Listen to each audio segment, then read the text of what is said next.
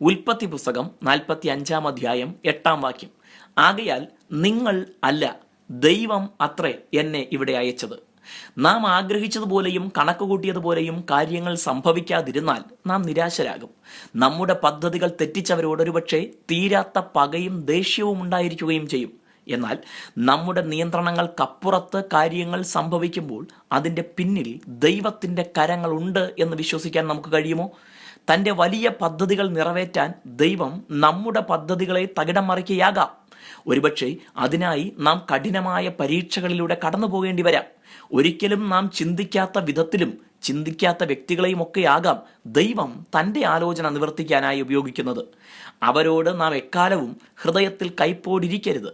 ചിലർ നമുക്കെതിരായി തീരുന്നത് കൊണ്ടും നമ്മെ ചതിക്കുന്നത് കൊണ്ടുമൊക്കെ താൽക്കാലിക നഷ്ടങ്ങളും ക്ലേശങ്ങളും നാം അനുഭവിക്കേണ്ടി വന്നാലും ദീർഘകാല പദ്ധതിയിൽ അതെല്ലാം നന്മയായി തീരുമെന്നതിനാൽ അവരെല്ലാം നമ്മെ സഹായിക്കുകയാണ് ചെയ്തത് എന്ന് ചിന്തിക്കാൻ നമുക്ക് കഴിയണം.